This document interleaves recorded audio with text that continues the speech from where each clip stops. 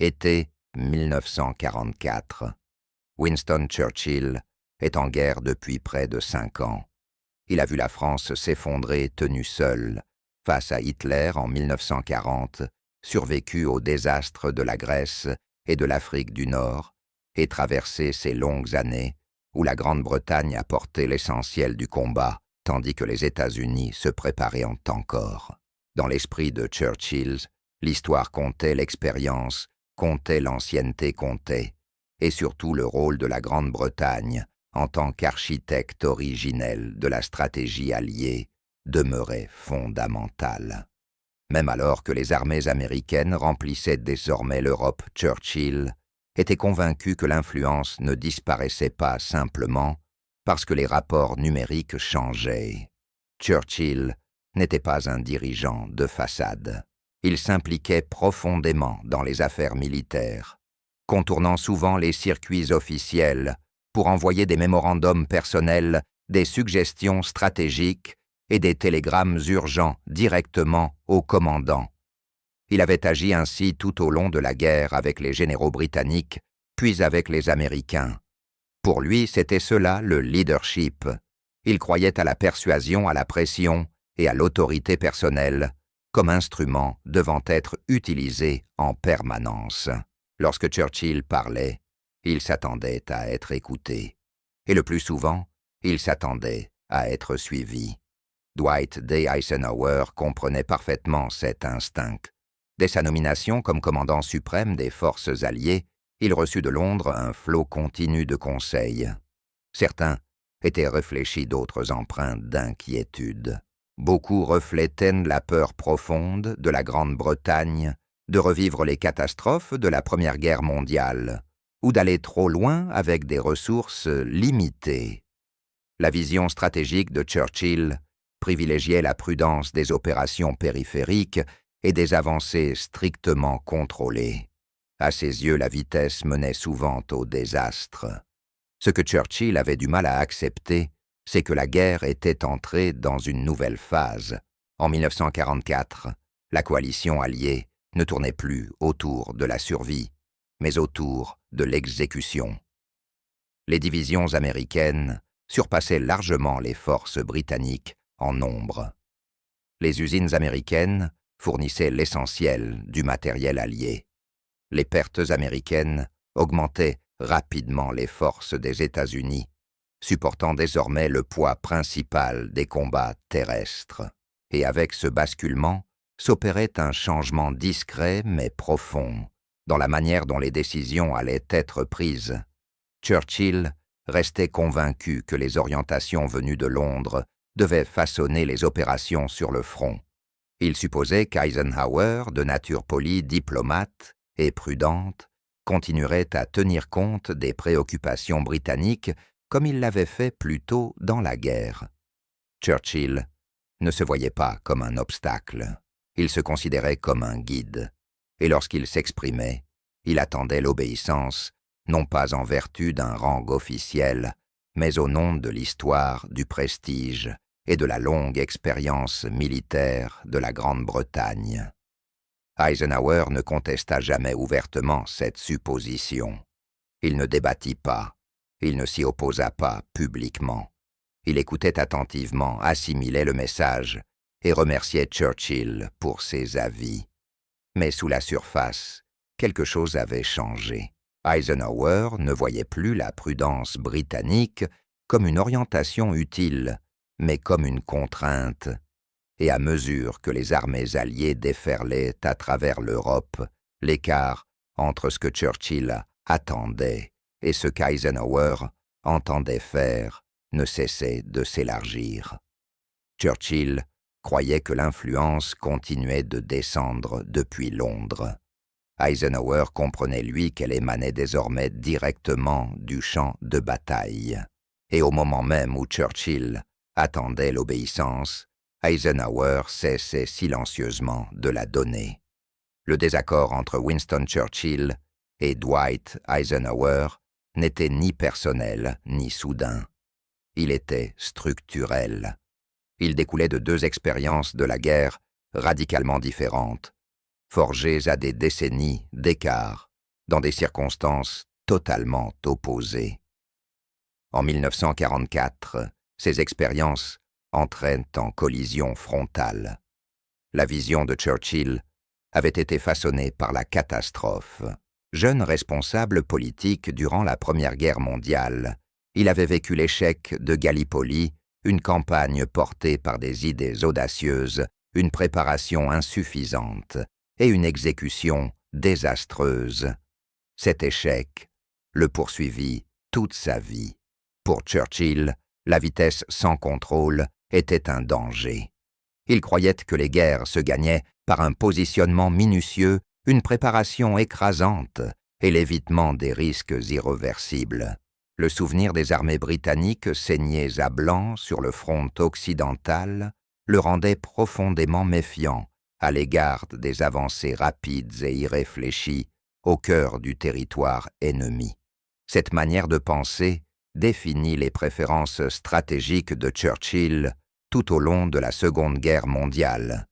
Il privilégiait les approches indirectes de l'Afrique du Nord, l'Italie, la Méditerranée, les Balkans. Ces itinéraires, pensait-il, limitaient les pertes, protégeaient les intérêts impériaux britanniques et maintenaient la pression sur l'Allemagne, sans risquer un effondrement catastrophique. Même après les débarquements en Normandie, Churchill craignait qu'une avance trop rapide à travers la France n'expose des lignes de ravitaillement excessivement longues, ne tende à l'extrême la logistique alliée et n'invite une contre-offensive allemande capable de transformer le succès en catastrophe. L'expérience d'Eisenhower était à l'opposé. Il n'avait jamais combattu durant la Première Guerre mondiale. Sa carrière professionnelle n'avait pas été façonnée par l'échec des tranchées, mais par l'étude de la mobilité de la coordination et de la guerre industrielle. Eisenhower était convaincu que la guerre moderne ne se décidait pas par une force statique, mais par l'élan. Dès qu'une structure ennemie commençait à se fissurer, l'hésitation devenait le plus grand danger. À l'été 1944, il observait l'effondrement progressif des forces allemandes en temps réel. La supériorité aérienne alliée dominait le ciel. Les pénuries de carburant paralysaient la mobilité allemande. Les communications étaient désorganisées. Les unités reculaient plus vite que les états-majors ne pouvaient les réorganiser. Eisenhower ne voyait pas un ennemi fragile, prêt à contre-attaquer. Il voyait un adversaire au bord de l'effondrement. À ses yeux, ralentir n'était pas une preuve de prudence, mais un gaspillage. Chaque pause offrait aux unités allemandes le temps de se regrouper. Chaque délai coûtait des vies en prolongeant la guerre. Eisenhower estimait que la voie la plus sûre consistait à exercer une pression incessante, à maintenir un mouvement continu et à priver l'ennemi de toute possibilité de se rétablir. La victoire, selon lui, ne relevait plus de l'évitement du risque, mais de l'exploitation de l'opportunité. Churchill continua pourtant d'envoyer des messages appelant à la coordination et à la retenue. Il mettait en garde contre l'étirement des lignes de ravitaillement et les conséquences politiques d'une avance américaine trop rapide et trop profonde. Eisenhower écoutait avec respect, mais ses décisions reflétaient de plus en plus une autre priorité. Il autorisa les commandants à contourner les points forts, à exploiter les percées et à maintenir le tempo opérationnel, même lorsque cela suscitait l'inquiétude chez les planificateurs alliés. Il ne s'agissait pas d'une défiance au sens classique du terme. Eisenhower ne dit jamais directement non à Churchill. Il laissa les faits parler d'eux-mêmes. Les armées avancèrent plus vite, les ordres mirent l'accent sur la vitesse, et la campagne évolua d'une manière qui rendait le style préféré de Churchill de plus en plus marginal. Deux visions de la guerre coexistaient désormais, non sans tension au sein de la même alliance. L'une regardait en arrière marquée par les cicatrices des conflits passés. L'autre se projetait vers l'avenir façonné par les réalités de la guerre industrielle moderne. Et à mesure que la ligne de front progressait vers l'Est, il devint évident laquelle de ces visions l'emportait, alors que les armées alliées s'enfonçaient plus profondément en France. Le ton de l'implication de Churchill commença à changer. Ce qui avait été autrefois un conseil stratégique apparut de plus en plus à Eisenhower comme une forme de pression. Le Premier ministre britannique ne se contentait plus d'offrir des avertissements prudents. Il cherchait à influencer le rythme et la direction d'une campagne qu'il ne commandait pas. Depuis Londres, Churchill envoyait un flot continu de messages. Il alertait sur les goulets d'étranglement logistique, les flancs exposés et le danger d'avancer plus vite que les ports ne pouvaient soutenir. Il soutenait que les Allemands, bien qu'en retraite, demeuraient capables de contre-attaques soudaines. Par-dessus tout, il redoutait que l'élan américain ne dépasse l'influence britannique, reléguant la Grande-Bretagne à un rôle politique secondaire dans la définition finale de l'Europe d'après-guerre. Eisenhower lisait chaque message avec attention. Il savait que les inquiétudes de Churchill n'étaient pas dénuées de fondement. La logistique était sous tension. Les pénuries de carburant étaient réelles. Les voies ferrées avaient été gravement endommagées. Mais Eisenhower percevait aussi quelque chose que Churchill ne pouvait voir depuis l'autre côté de la Manche, l'état psychologique de l'ennemi. Les commandants allemands étaient désorientés, épuisés et constamment en réaction plutôt qu'en planification. Leurs réserves étaient faibles, leur structure de commandement se désagrégeait. Pour Eisenhower, c'était l'instant décisif. Ralentir maintenant permettrait à l'Allemagne de stabiliser ses défenses et de prolonger la guerre jusqu'en 1945, voire au-delà. La vitesse même au prix de tensions logistiques offrait la possibilité de maintenir l'ennemi dans un déséquilibre permanent. Churchill, cependant, se fit plus insistant. Il exprima ses préoccupations par les canaux militaires politiques et par une correspondance personnelle. Il s'interrogea sur le degré de coordination des commandants américains. Il craignait que les forces britanniques soient entraînées dans des opérations qu'elles n'avaient pas contribué à concevoir. En privé, il laissait transparaître sa frustration de voir Eisenhower permettre à l'initiative américaine de dominer la stratégie alliée. La situation était d'une extrême délicatesse. Eisenhower ne pouvait se permettre une rupture ouverte avec le dirigeant britannique en temps de guerre. L'alliance reposait sur la confiance, l'image publique et l'unité. Un désaccord exposé au grand jour aurait été désastreux. Mais Eisenhower ne pouvait pas davantage laisser la pression politique l'emporter sur les réalités du champ de bataille. Il répondit donc d'une manière qui allait définir durablement son style de commandement. Il ne polémiqua pas en public. Il n'envoya pas de réponse cinglante. Il poursuivit simplement l'autorisation des offensives. Il valida des plans opérationnels fondés sur l'élan et permit aux commandants américains d'agir avec détermination à l'intérieur de son cadre stratégique général. En pratique, Eisenhower modifia l'équilibre du pouvoir sans jamais l'annoncer. L'autorité de commandement resta officiellement collective, mais dans les faits, elle passa par lui. Les décisions se prenaient plus près du front.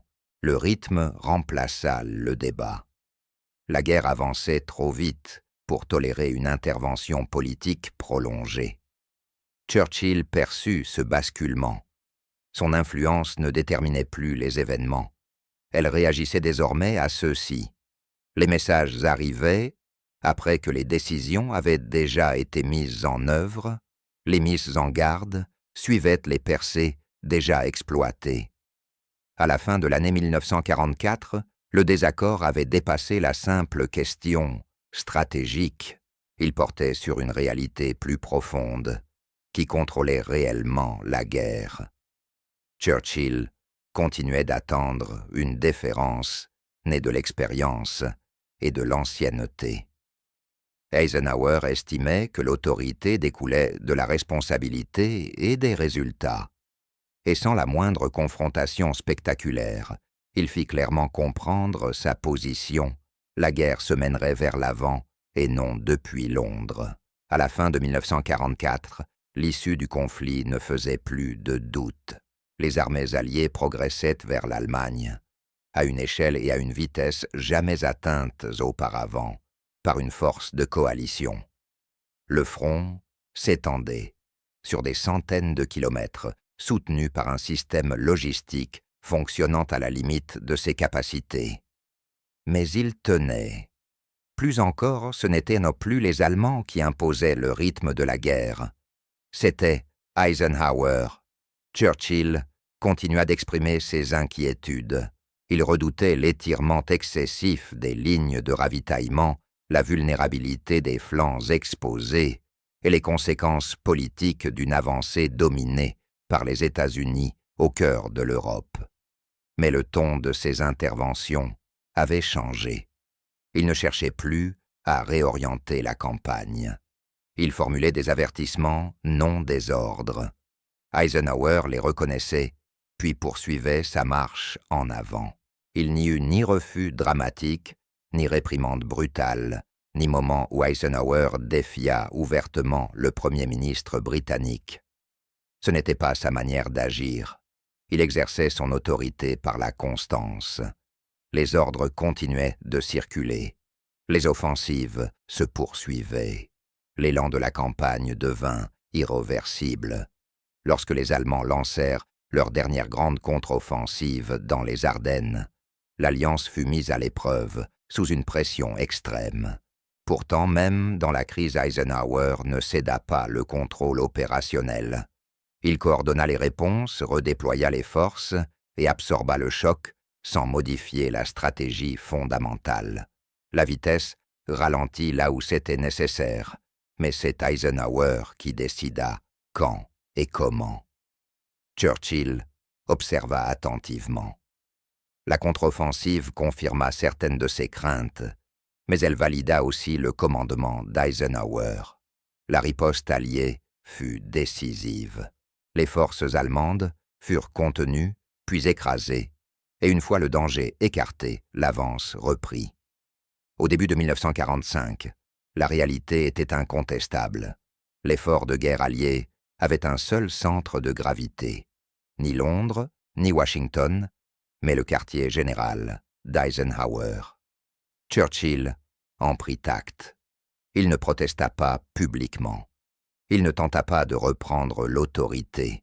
La Grande-Bretagne demeurait un partenaire essentiel, expérimenté, résilient et indispensable.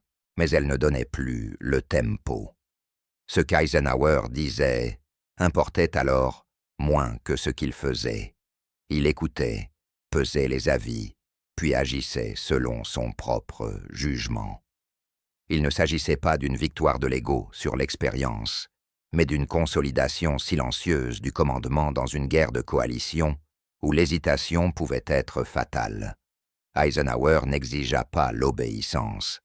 Il la gagna en maintenant l'alliance en mouvement, quand s'arrêter aurait été plus facile. Lorsque la guerre en Europe prit fin, le partenariat subsistait, mais il avait changé. Le champ de bataille avait choisi son chef, et tous, y compris Winston Churchill, le savaient.